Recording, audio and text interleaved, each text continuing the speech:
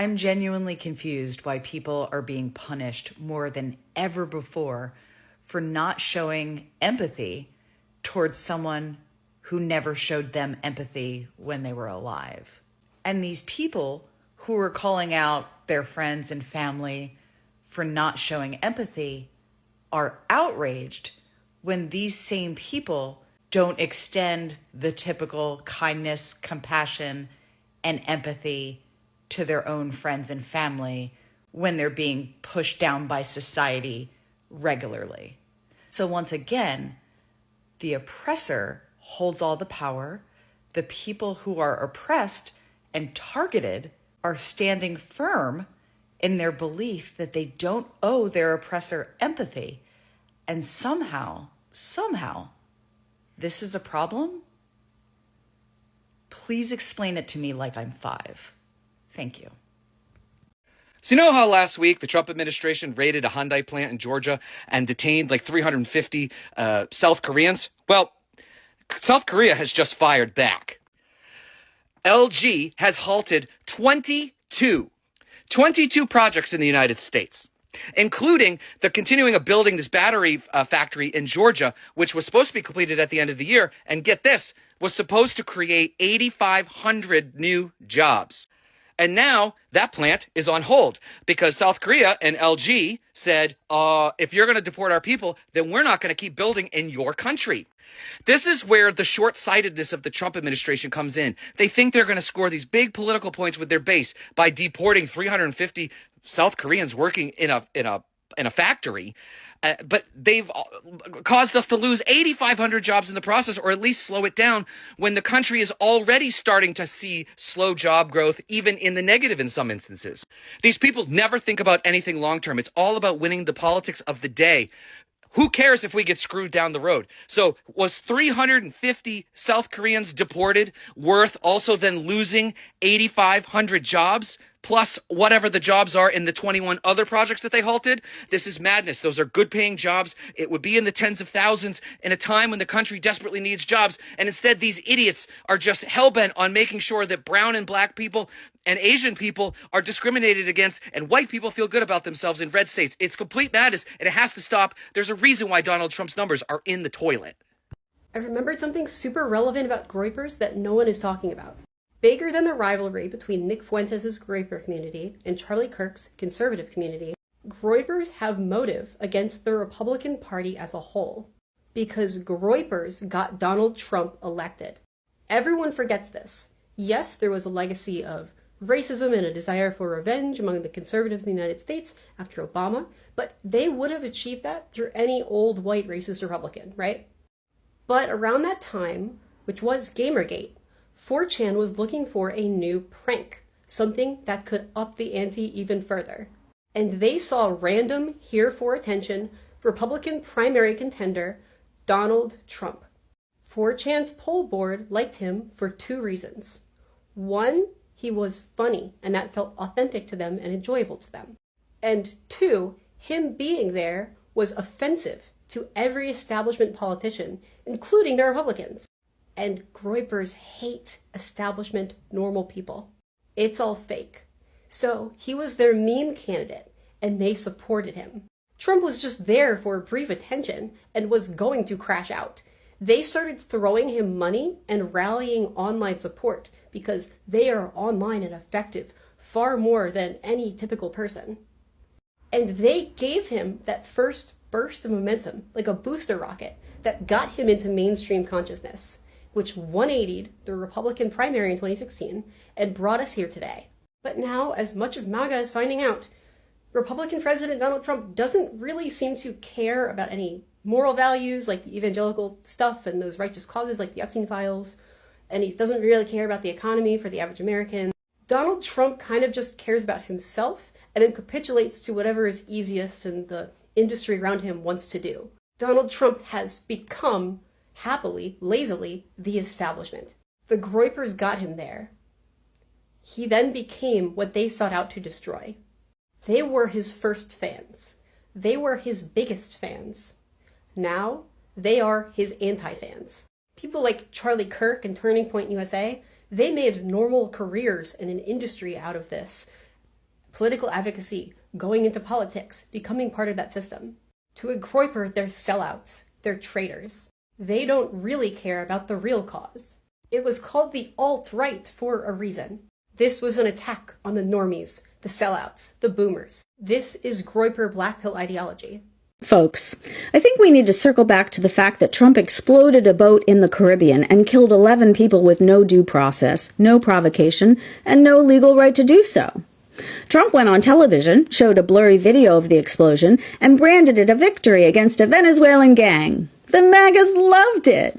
The boat was obliterated, which means there was no evidence, certainly no proof of drugs. All we have is Trump's word and Hegseth's proclamation that the U.S. has absolute and complete authority to carry out lethal strikes on suspected drug traffickers. Yeah, Petey Petiti, not so much, fancy man. See, normally the Coast Guard intercepts suspected drug boats. They seize the cargo, arrest the crew, and log everything for trial. Trump just fired a missile, and that was it. Easy peasy, except for those pesky international laws. Lethal force at sea is allowed only in self-defense or with UN approval. Neither applied here. By any plain reading, this was an extrajudicial killing carried out by the U.S. military. I wonder if Petey Petiti texted his group chat before it happened. Hey, besties, Operation Fishing Boat Kaboom is on. We're blowing up a bunch of suckers at 1000 hours. Drinks at noon. Folks, psychologists call this kind of leadership antisocial. Sociologists call it norm erosion. A leader breaks rules in plain sight, survives it, and makes the broken rules look routine. Trump built his brand on it. Now it's the world's turn to suffer the effects. When the United States trashes international law, it's a boon for bad actors on the world stage. After all, the baddies aren't so bad if we're bad too. Hegseth said the mission was deadly serious, and anyone else trafficking in those waters who we know is a designated narco-terrorist will face the same fate. I wonder how soon they'll fan out beyond the waters. Maybe boom boom a bus in London, or maybe a gas station in Greenland, or an apartment building in Mexico. Even a school in Canada could be called a Trendy or Rockwell base.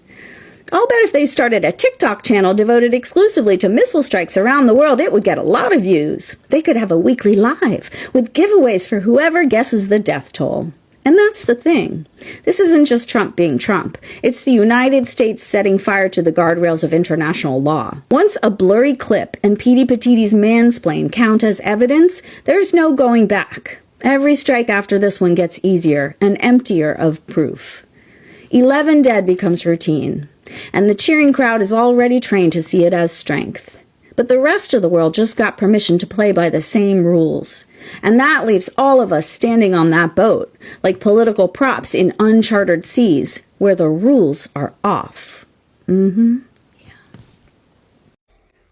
Let's talk about doxing, something that I've had personal experience with on this app 2 years ago, a little more than, and something that several friends of mine have had experience with, including a friend of mine earlier this year.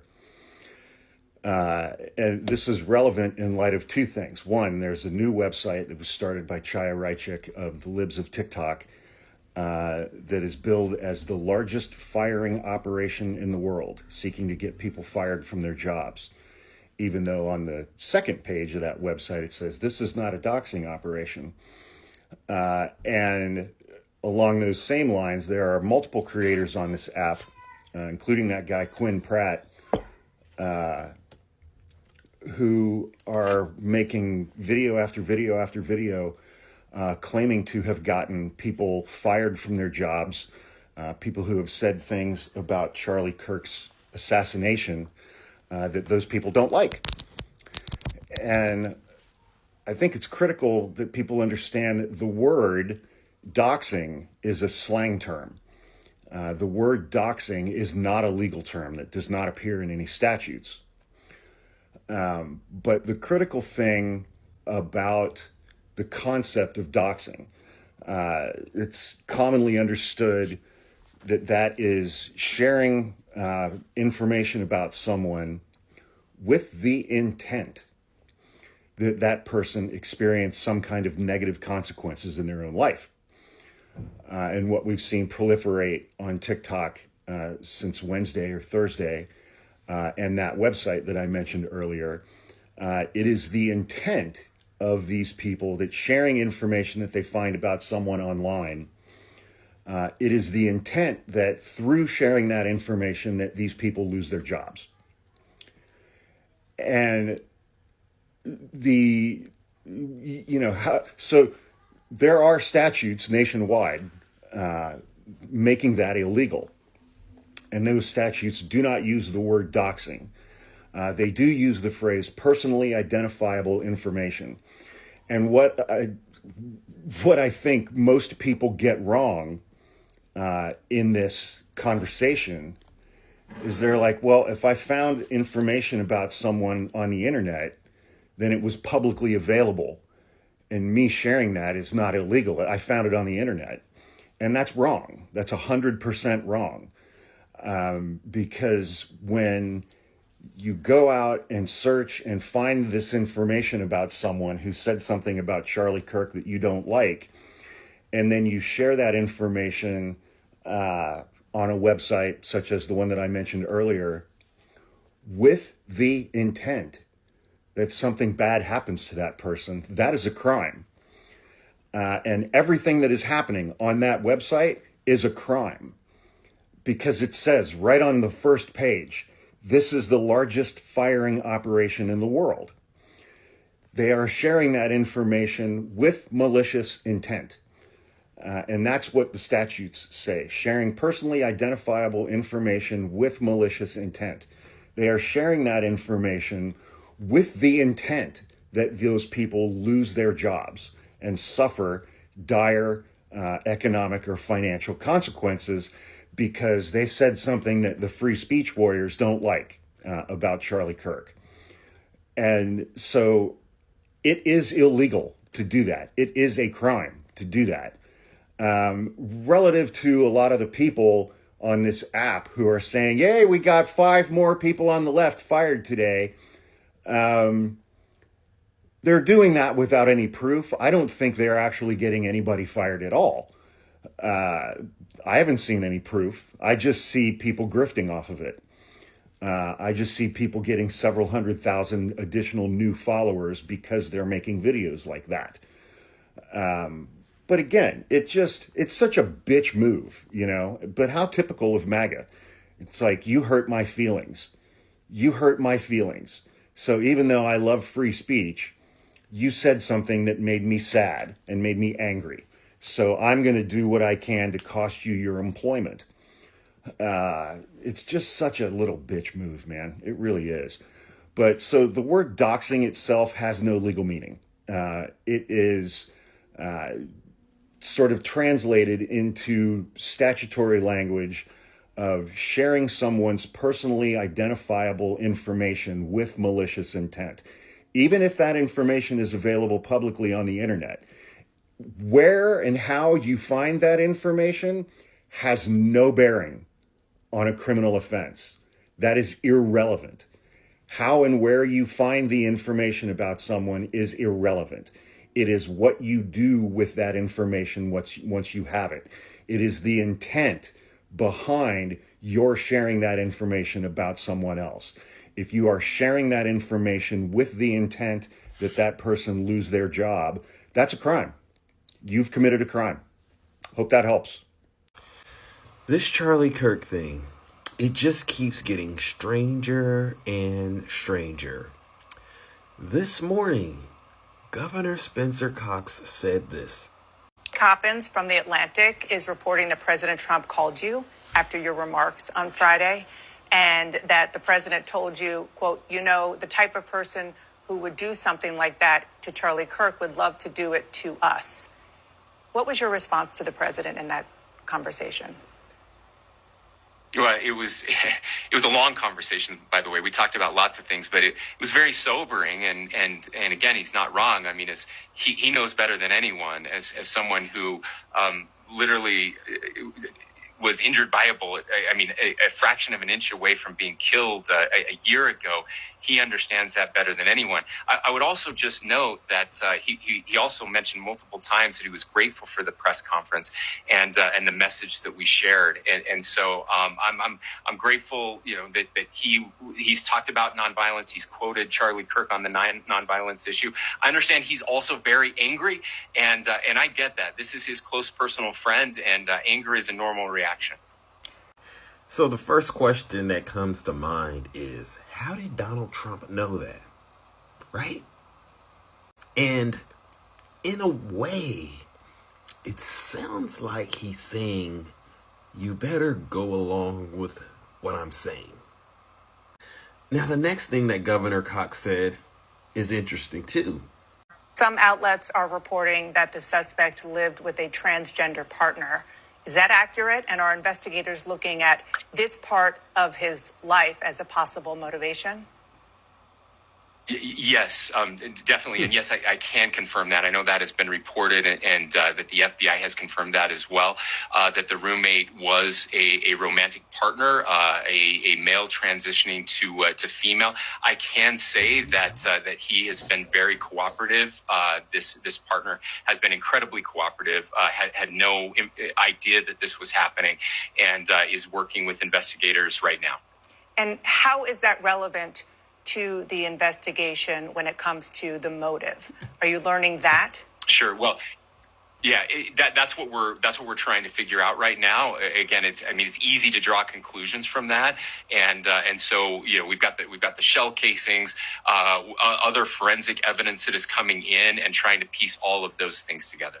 You said that the roommate is being very helpful.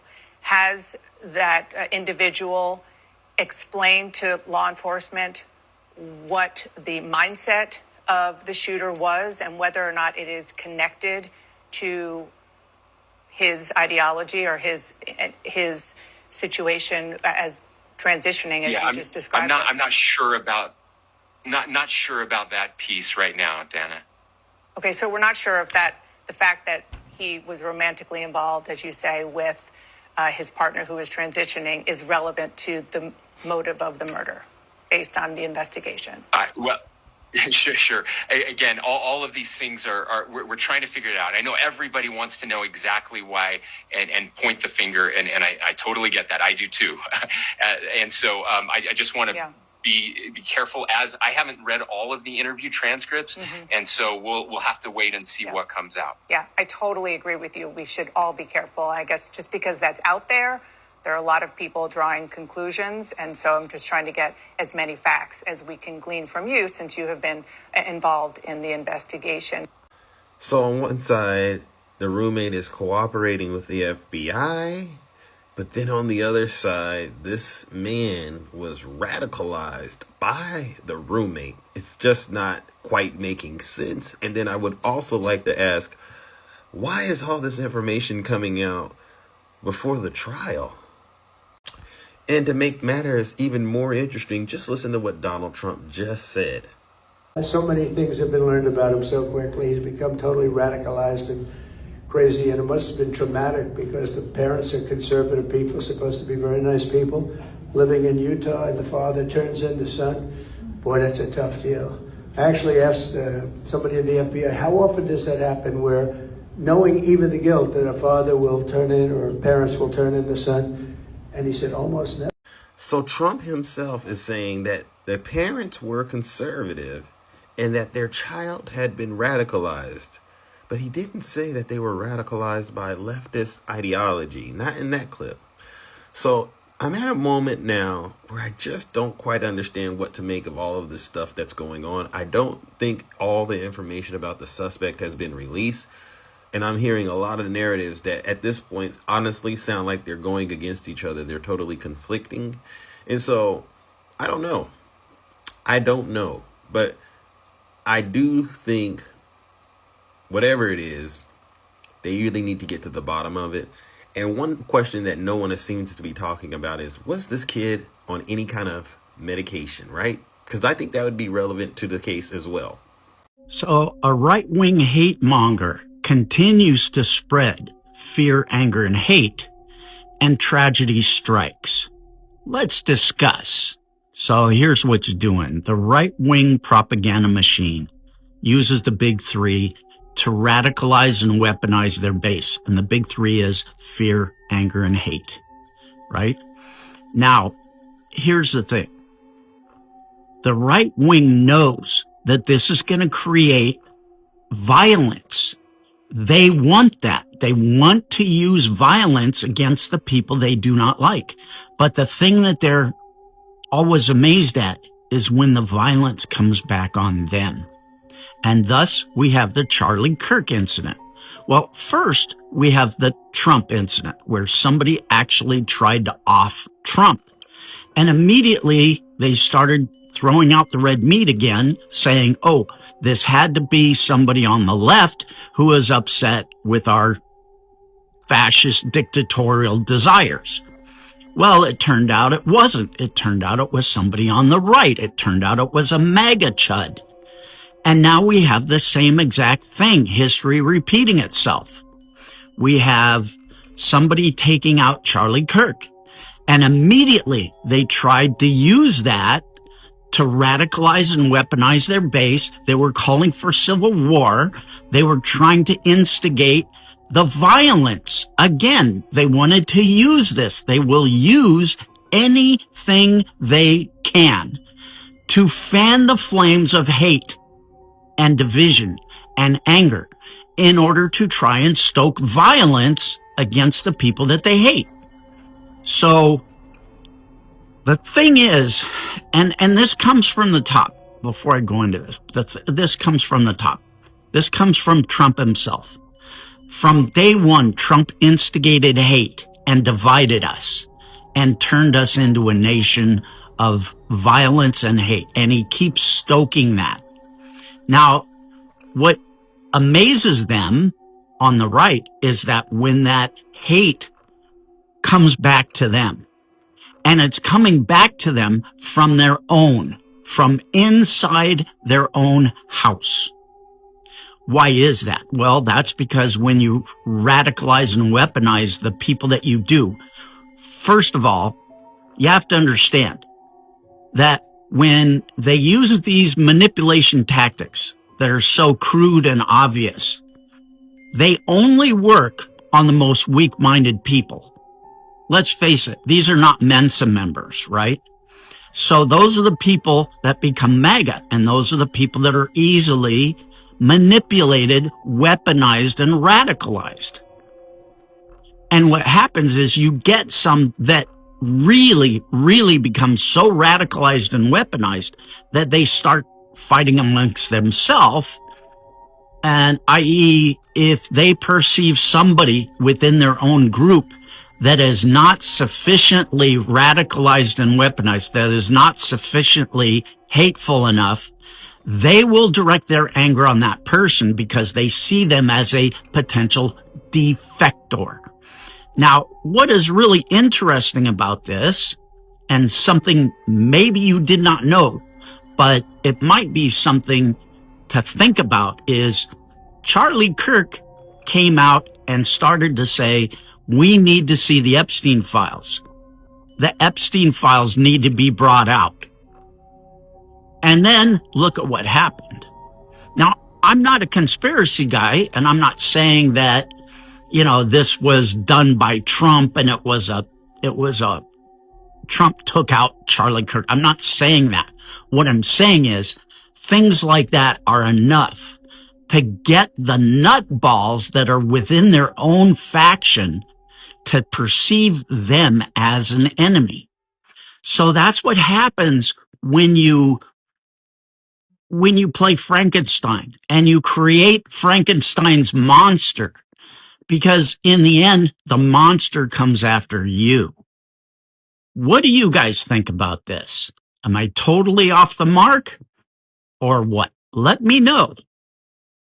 There's a creator called Total Hypocrisy. I'm going to tag her below. I loved her take on the entire thing. I'm not going to go into detail. She does break down the optics of this. She's in marketing and all of that stuff. So she does break down like the entire optics of this. There's 47, Donald Trump in the background, all of that, right?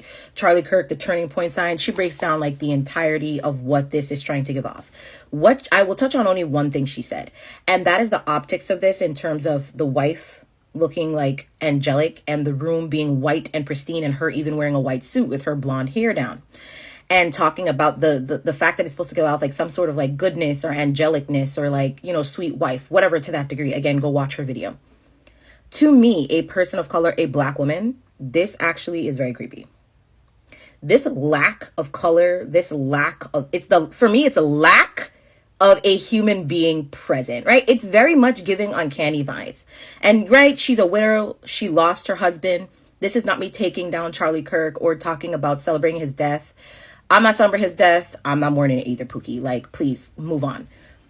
But the optics of this as a black woman, it's very much giving the mistress of the house, the master's wife. Like, this makes me unsettled, right? Like, this is giving what's her name? Something Joy from The Handmaid's Tale. Serena Joy from Handmaid's Tale.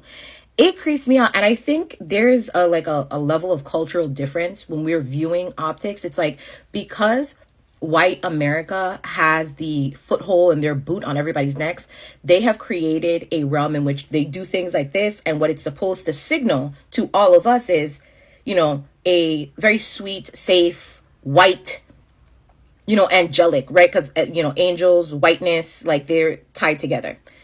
But to any black person who's ever watched a scary movie, this looks like the beginning of one.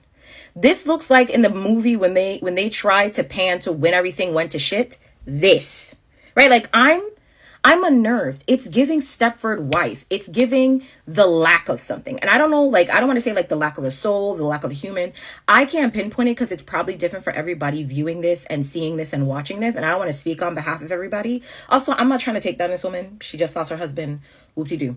But what I'm saying is that the optics of this scenario, with the Trump in the background and the white hat and the gold, whatever, the symbolism that it's supposed to give to me, personally, as a black woman, it creeps me out. This does not look like a grieving wife. This looks like our new prime minister. Okay, this looks like the queen taking over for the king. You get what I'm saying. And this is what I'm saying, like when it comes to culture, we're watching like scary movies or horror movies and people are like, I did not see that coming. I assure you, as a black woman, I saw it coming. There is something about somebody who tries to portray a level of like, I'm pristine, I'm put together, like, there's something about that person being like that 24/7. I'm talking from a movie aspect or from a TV show that's like, ooh, she's not the killer. Even if she's not the killer, she helped the killer. Something going on with her, right? This is what this gives. By no means do I look at this and go, oh, she's a good woman. I look at this and go, is she a part of B613? Like, I am concerned. I am worried, right? Like, she looks all too happy to be taking over. Again, I am not saying she's happy her husband got shot and was killed and lost the father of her children. That is not what my take is about. So if you're going to enter my comments saying that, leave. My take is that if you've ever watched a show or a scary movie, you know there's a point in the movie where there is a speech given of some kind and the person is set up like this and you're like, oh, this is about to either be the murderer or the person who takes over the country. That is what this is giving. Under no circumstances do I go, oh, poor thing. And again, I'm black. I have my issues with the rhetoric with Charlie Kirk. This is not what this video is about. My point is, optically, I am terrified. I am worried. I'm afraid. I'm uncomfortable. Like, those are all the emotions. Not me specifically. I'm just uncomfortable. For me, it's giving Uncanny Valley. It's giving Serena Joy. Like, it's not giving anything besides this cannot be good here, right? And I think, like I said, culturally, maybe white people will see this and go, oh my God, she looks like such a sweet woman. Poor thing. And for me, it goes, I'm taking over his shit. In like a B613 kind of way. And maybe Scandal is on the brain too much and I'm doing too much of a Scandal brain drop here, but tell me what you think. of this image, because she did put out a speech, and like there's a podium in his office. The entire thing is white. And I'll say add this last part because I had a video on this before. There is something very strange about having a house, any portion of your house, completely and utterly devoid of color. And I'm not just talking about the little drops and hints of color, but to go out of your way to have a white or a beige house to be devoid of color gives a level of soullessness I simply cannot describe or articulate appropriately right now. But pontificate on this image here. What vibes are you getting? And again, watch Total Hypocrisy's video because I loved her breakdown and she discusses it in her in the comment section.